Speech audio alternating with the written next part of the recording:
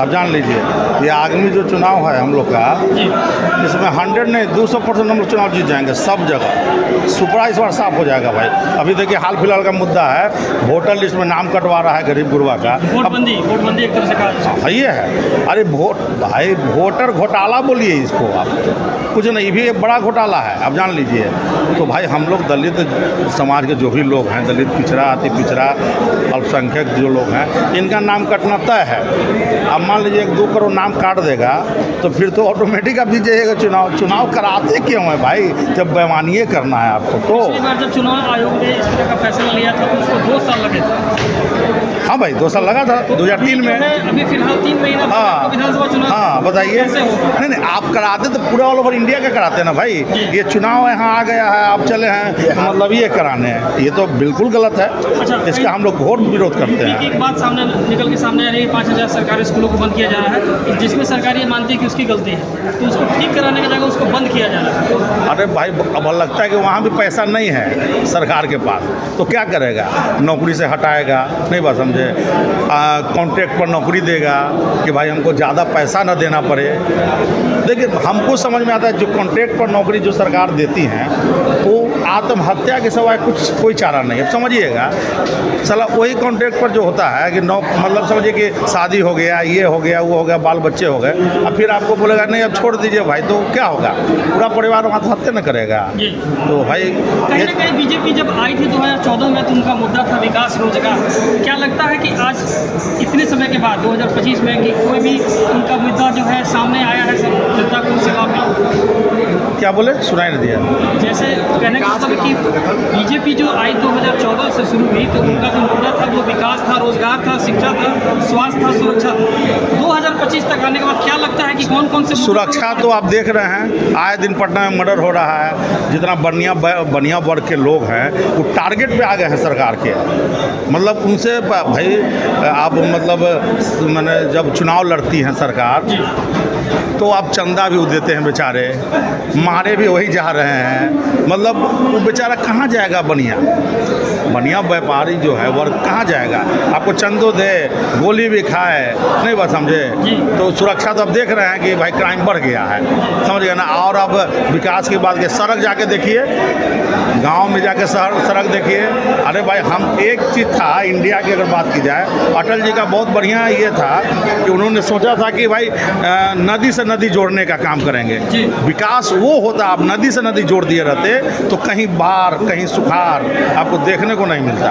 तो विकास का मतलब वो ना चाहिए। क्या कुछ कहना चाहेंगे आगामी विधानसभा चुनाव को लेकर के बिहार की जनता से, क्या कुछ कहेंगे? देखिए जहाँ तक हम तो पूरे बिहार में हम लोग घूमते रहते हैं, खासकर हम भाई अपने समाज की बात कर रहे हैं, दलित समाज में तो बहुत आक्रोश है।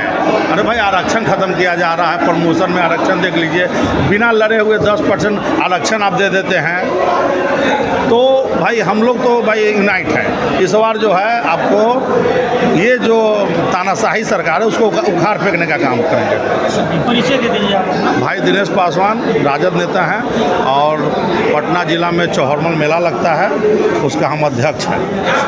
क्या कहना चाहेंगे आप आज जो स्थापना दिवस है पार्टी के मनाया जा रहा है जिसमें आप सम्मिलित हुए?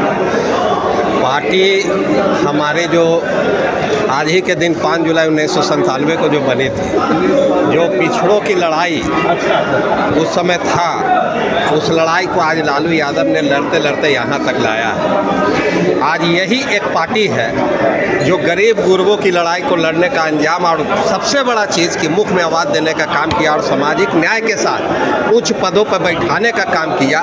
यही हमारा मूल मंत्र है हमारे नेता का, और आज के दिन यही हमारा स्थापना दिवस के सच्ची कहानी है। कहीं ना कहीं अभी जो है एक बैनर भी देखने के लिए मिल रहा है कि जो 20 सालों में नहीं हुआ वो 20 महीनों में करके दिखाएंगे तेजस्वी। ये तो 17 महीने में करके दिखाया है ना माननीय नेता तेजस्वी प्रसाद यादव ने।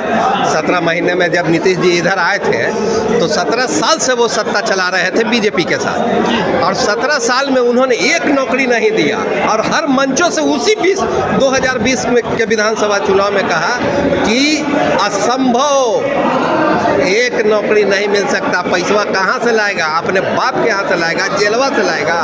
लेकिन यही तेजस्वी यादव ने जब 2022 में आया और उनके साथ सरकार, तो पहला कमिटमेंट था कि आप नौकरी दोगे, और तेजस्वी ने उन्हीं के हाथों से कमिटमेंट के तहत 5 लाख नौकरियां दी और 3 लाख नौकरियां प्रक्रियाधीन कराई, जो कि आज ये बांट रहे हैं। तो कहीं ना कहीं तेजस्वी यादव का जो कमिटमेंट बिहार के जनता के साथ था, उसको पूरा करने का काम किया। क्या लग रहा है कि अगर तेजस्वी यादव की सरकार आती है तो यहाँ पे कॉन्ट्रैक्ट बेसिस पे नहीं सरकारी नौकरी मिलेगी? बिल्कुल मिलेगी। हमारे नेता का कमिटमेंट है कि हमने एक पहले दिन पहला कलम से 10 लाख नौकरी देने का काम करेंगे, और उसको 5 लाख अभी पूरा करवा दिया, 3 लाख प्रक्रियाधीन करवाई, और जब सरकार आएगी तो पूरे बिहार को पलायन के साथ रोजगार देकर करके रोका जाएगा पलायन को। आगामी विधानसभा चुनाव को लेकर के बिहार की जनता से क्या कुछ आप कहना चाहेंगे? बिहार की जनता से हम यही कहना चाहेंगे, आज हमारी पार्टी का स्थापना दिवस है। वो याद करें 1990 का दौर, जो लालू यादव ने हर एक वर्ग से एक एक नेता दिया, हर एक समाज, हर एक वर्ग के नेता को विधान परिषद, विधानसभा और लोकसभा पहुंचाने का काम किया। जिनके घर में दिया नहीं जलता था, वैसे भगवतिया देवी, मनोज भूइया, आपका रामजी शर्मा जो बढ़ई जाति से थे, आज़ाद गांधी जो नाई समाज से थे, ऐसे ऐसे कुम्हार जाति के हरिशंकर पंडित, ऐसे ऐसे लोगों को विधानसभा, विधान परिषद और लोकसभा में भेजा। तो आज आप एक होइए, एक होकर करके लालू यादव के ताकत दीजिए, तेजस्वी यादव को ताकत दीजिए एक नए बिहार बनाने के लिए, जिसे तेजस्वी ने आपको पिछले 17 महीने में कर करके दिखाया है। अगर उसकी सत्ता आई तो आपको एक नया बिहार देखने को मिलेगा, जहां कल होगी, कारखाना होगा, नौजवानों के लिए नौकरियां होगी, अच्छी शिक्षा होगी, शिक्षा का हब बनेगा बिहार। जो पूर्व में खत्म हो चुका था, उसको एक नया बिहार की तरफ ले चलेंगे। 20 सालों में उन्होंने कोई एक कारखाना नहीं खोलने का काम किया, लेकिन इसी लालू प्रसाद यादव ने 4 रेल कारखाना दिया इस बिहार को। परिचय दीजिए आप अपना। शैलेश यादव, पूर्व प्रदेश सचिव, बिहार प्रदेश राष्ट्रीय जनता।